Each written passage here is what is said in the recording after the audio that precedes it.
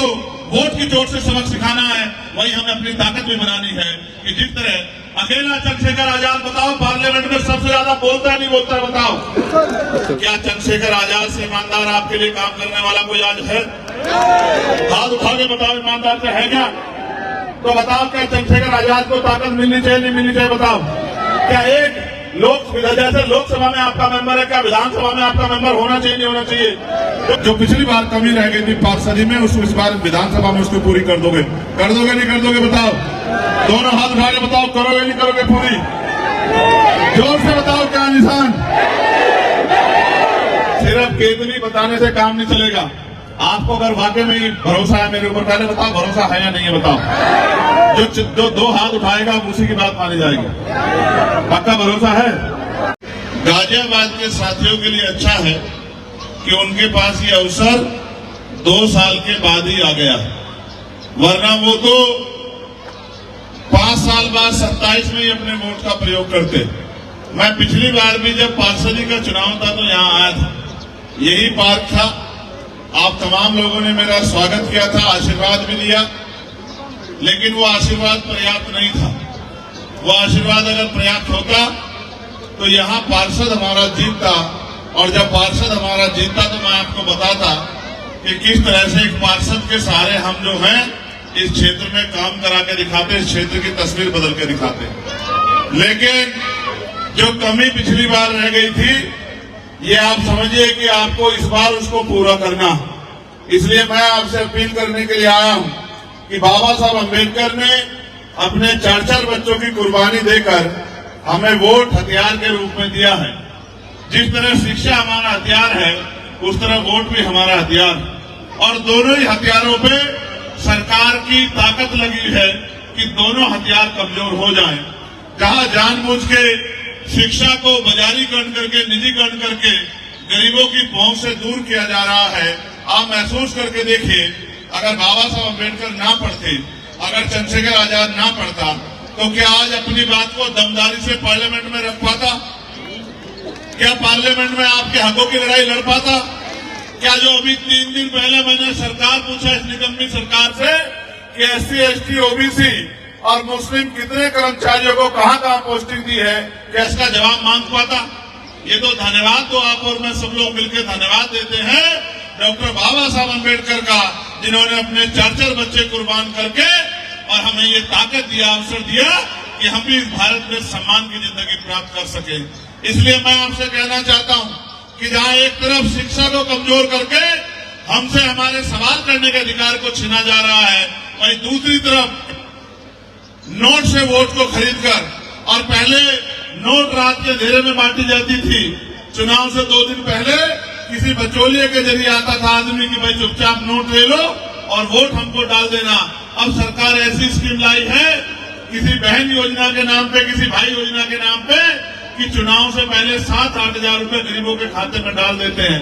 जो रोटी के लिए मोहताज है उनके लिए 7-8 हजार रुपए बड़ी रकम होती है, और वो स्वाभिमानी लोग हैं, ईमानदार लोग हैं, ये सोचते इन्होंने में 7-8 हजार रुपए दिए तो हम इनको वोट दे देते हैं, मगर वो ये भूल जाते हैं कि ये जो वोट आपको मिला है, ये बाबा साहब ने आपको गुलामी की बेड़ियां काटने के लिए दिया है।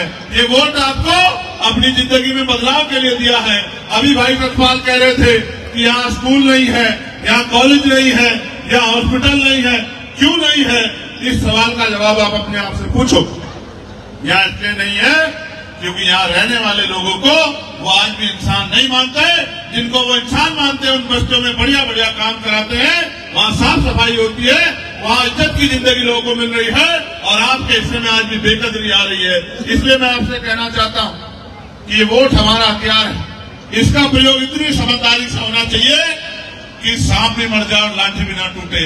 एक तरफ जहाँ हमें सत्ता में बैठी भारतीय जनता पार्टी को वोट की चोट से सबक सिखाना है, वही हमें अपनी ताकत भी बनानी है कि जिस तरह अकेला चंद्रशेखर आजाद, बताओ पार्लियामेंट में सबसे ज्यादा बोलता है नहीं बोलता है? बताओ, चाहे पुरानी पेंशन का मामला हो, चाहे PRD के जवानों का मामला हो, चाहे पुलिस के जवानों का मामला हो, चाहे मजदूरों की न्यूनतम वेतन का मामला हो, जो मैंने 29 जुलाई को उठाया था और उसके बाद सरकार को 783 रुपए न्यूनतम वेतन करना पड़ा, चाहे आशा आंगन आंगनबाड़ी वर्करों के वेतन वृद्धि का मामला हो, चाहे भोजन माता के वेतन वृद्धि का मामला हो, चाहे ग्राम रोजगार सेवक चौकीदार के वेतन वृद्धि का मामला हो, चाहे पढ़े लिखे नौजवान के बेरोजगारी का मामला हो।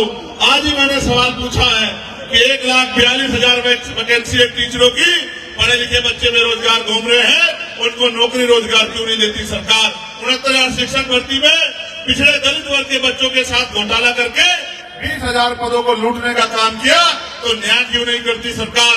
और महिलाएं, जहां महिलाओं पे आज जुल्म ज्यादती हो रही है, जहां महिलाएं जो है आज बेबस लाचार है, न सुरक्षा है न संरक्षण है, मैं आपको विश्वास दिलाता हूं धीरे धीरे ताकत बढ़ेगी।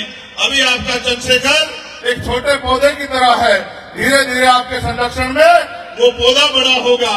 और मैं आपको विश्वास दिलाता हूं जिस दिन आपके आशीर्वाद से और वोट की ताकत से वो ताकतवर हो गया, फिर मैं लिख के देता हूं कि किसी महिला को घर में परेशान नहीं होना पड़ेगा, उनको कुटीर उद्योग लगा के घर पे रोजगार देने का काम हम लोग करेंगे। इस बात की भी मैं आपको वचन देता हूं। हम तो कोशिश कर रहे हैं कि महापुरुषों के सपने को आगे बढ़ाने के लिए अपने जीवन का जो भी योगदान हो सकता है उसको दो। और आज ये भी जानते हो, इस कड़ी में जब मैं पिछली बार आया था तब ये हालत नहीं थी, लेकिन आपको पता है उसके बाद मुझे गोली भी खानी पड़ी। 4 गोली मेरे ऊपर चलाई गई और उसको चलाने का एकमात्र मकसद था, क्योंकि वो जानते हैं कि ये बाबा साहब अम्बेडकर और माननीय काशीराम साहब के सपनों पे काम करने वाला ईमानदार सिपाही है। अगर इसको ऐसे नहीं रोक सकते, इसको खरीद नहीं सकते, तो इसको जान से मार दो। मैं ये मानता हूं कि जब तक मेरी माँ बहनों का आशीर्वाद और मेरे बड़ों का हाथ मेरे सर पे है, जब तक ईमानदारी से हम लोग काम कर रहे हैं, इन गोलियों से कुछ नहीं होने वाला। जब तक आपका आशीर्वाद मेरे साथ रहेगा, मैं आपको विश्वास दिलाता हूं कि आपने हमेशा मुझे ताकत दी है। एक बार इस ताकत को और मजबूत कीजिए। यहाँ आप इतनी संख्या बल पे हैं, आप चाहे तो अपने आप अपना एमएलए बना सकते हैं। यहाँ और भी प्रत्याशी लड़ रहे हैं, सब अच्छे हैं, मैं किसी को बुरा नहीं कह रहा हूँ। मगर मैं आपसे पूछना चाहता हूँ, क्या चंद्रशेखर आजाद से ईमानदार आपके लिए काम करने वाला कोई आज है? हाथ उठा के बताओ, ईमानदार से है क्या? तो बताओ, क्या चंद्रशेखर आजाद को ताकत मिलनी चाहिए नहीं मिलनी चाहिए? बताओ, क्या एक जैसे लोकसभा में आपका मेंबर है, क्या विधानसभा में आपका मेंबर होना चाहिए नहीं होना चाहिए? जो इस निकम्मी सरकार से आंख मिला के सवाल पूछे। और मुझे बड़ी खुशी है कि पार्टी ने भाई सतपाल जी को यहाँ मौका दिया है कि पिछड़े वर्ग के लोग, दलित समाज के लोग और मुस्लिम समाज के लोग भाईचारा बना के अपनी समस्याओं का हल निकालने के लिए और अपने बच्चों के जो भविष्य का जो है कि कामना करने के लिए, परिवर्तन के लिए इस बार जो है मिलजुल के भाईचारा बना के वोट की शक्ति का प्रयोग करेंगे। आज ज्यादा कुछ नहीं कहता, आपका आशीर्वाद मुझे हमेशा मिलता रहा। और जिस तरह से ये प्रेम में आके मुझे देखने के लिए यहाँ नीचे बैठी हैं, मैं इन बहनों से कहना चाहता हूँ, वो बहुत दिन दूर नहीं आपसे वो दिन कि नीचे नहीं बैठना पड़ेगा।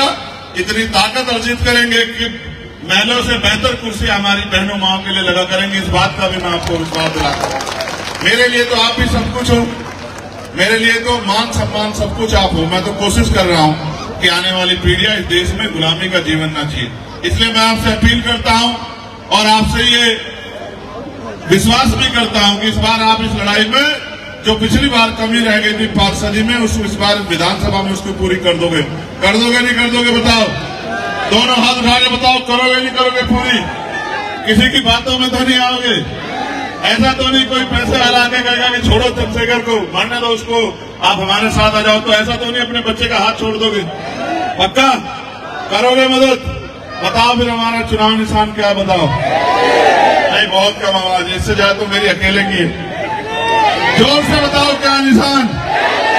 नहीं, ये भी कम है। बताओ, तुम तक आवाज आ रही है क्या? जो वहां खड़े हैं, रुक जाओ, वो बताएंगे। तुम तक आवाज आ रही है क्या भाई? नीली शर्ट आ रही है? चलो अच्छा, जोर से बहनें खड़ी, बताओ आवाज आ रही है क्या? बताओ अच्छा जोर से, क्या है निशान? सिर्फ केतली बताने से काम नहीं चलेगा। आपको अगर वाकई में ही भरोसा है मेरे ऊपर, पहले बताओ भरोसा है या नहीं है? बताओ। जो 2 हाथ उठाएगा उसी की बात मानी जाएगी। पक्का भरोसा है? तो मेरी एक बात पे गौर कर लो, अगर वास्तविकता में भरोसा है तो फिर अकेला मत छोड़ो, फिर अपने आप काम करो। आपके जेब में फोन है, इस फोन का प्रयोग करो। आपके यहाँ रिश्तेदार रहते हैं, साथी रहते हैं, दोस्त रहते हैं, पार्टनर रहते हैं, आपके अड़ोसी पड़ोसी लोग रहते हैं। आपने वोट दे दे के सबको बनाया है। इस बार आपका नंबर है कि आप सबसे अपील करो कि इस बार आप हमें वोट दो।